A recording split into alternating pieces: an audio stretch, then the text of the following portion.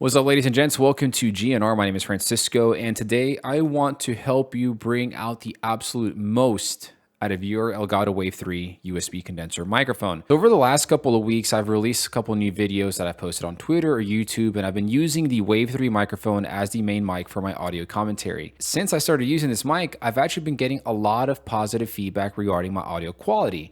Comments like, oh my God, your quality is so clear, your audio is so crisp, it's so clean. I've got the Wave 3 and I don't get quality like that. What do you do, etc., etc., etc. So I'm gonna help you out, and I'm gonna show you exactly how it is that I have my microphone set up. What we're gonna do is we're gonna take a look at Wavelink right now, and I'm gonna show you what that looks like and what it is that I do, and we can go from there. All right, ladies and gents, so the first thing that you're going to want to do is go ahead and head over to Elgato's website, go over here to downloads, select your product. We can go through the Wave 3, and you'll download the Wavelink software right here. That is the absolute first thing that I need you to do. After that, we're going to have to go ahead and install some VST plugins. And thankfully, Elgato has made it quite easy and have gone ahead and included a list of recommended VST plugins that they have here for all users to download directly from their website with the provided links.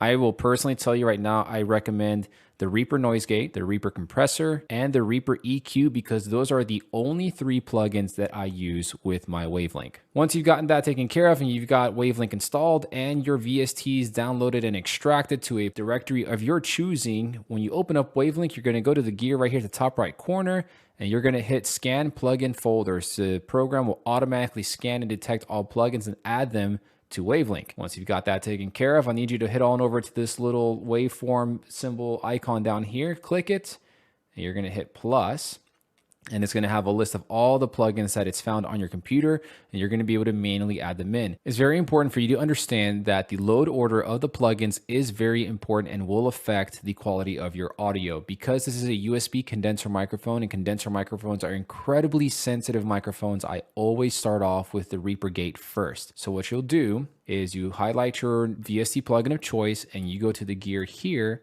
and it opens up a separate window. And this is where you're going to go ahead and change all the settings for your different VST plugins.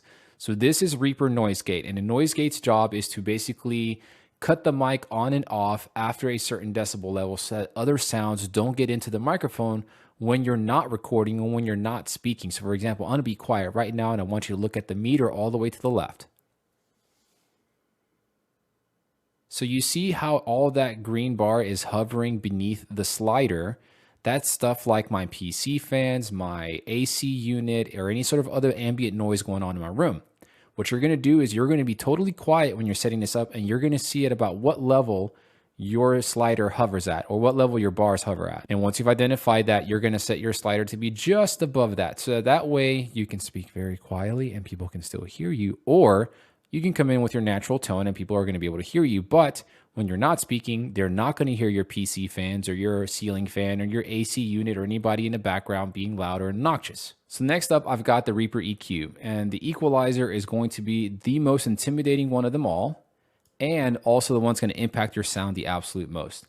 All right, so don't be scared. This is super simple stuff. I'm going to try and break it down to you super easily so that you have a better understanding of how each one of these channels here or each one of these frequencies is affected by what you do when you move it up and down or across. So the leftmost channel over here is your low end. I'll just think of it as bass, right? If you want some more bass and more oomph in your voice on the low end side of things, you're going to raise it up some. All right. Number 2, I'll leave that by default. I don't mess with that one.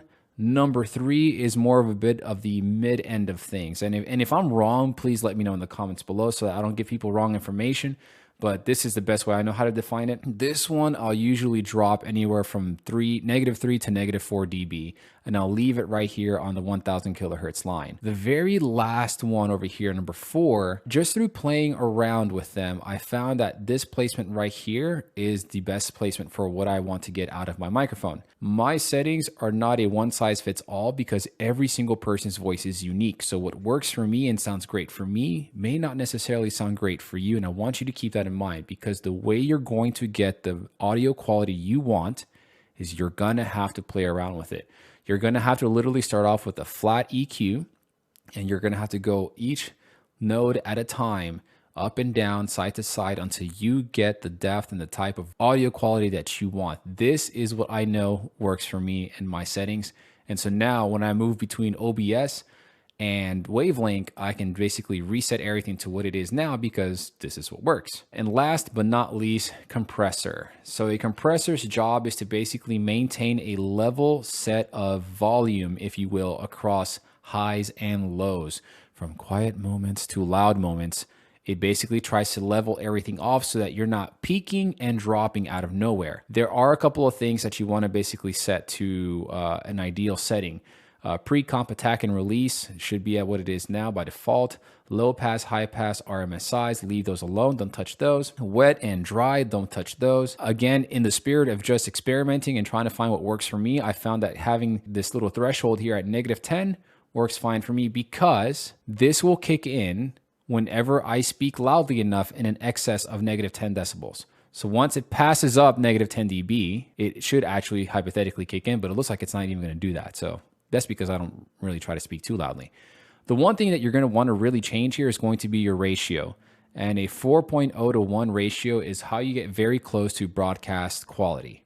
I used to do 3.1 to 1, and then I experimented and played around with it, and I found that 4.0 to 1 is what's going to give me the broadcasty feel that I like. Now, once again, that is entirely up to you. You're going to have to play around with it and really find out what works best for you. And that's pretty much it, man. Like, it is pretty simple stuff. And I know that it is intimidating. It was intimidating to me when I first started messing around with Reaper plugins, but after playing around with them and some trial and error, I really got the hang of them, and I also got a much better understanding of how they work. A lot of people always ask me, like, how do you get better video quality? How do you get better audio quality? How do you get better edits, etc., etc., etc.? Trial and error. Be curious, do research, watch tip videos, watch your favorite creators, and just look at how they do things. So what I've shown you here isn't only for the Wave 3 microphone or for the Wavelength software or for Wave XLR. This is what you can do in post-processing to get better audio for your content. One last thing before we go. Using VST plugins for the Wave 3 microphone via Wavelength, or for whatever XLR microphone you're using via the Wave XLR,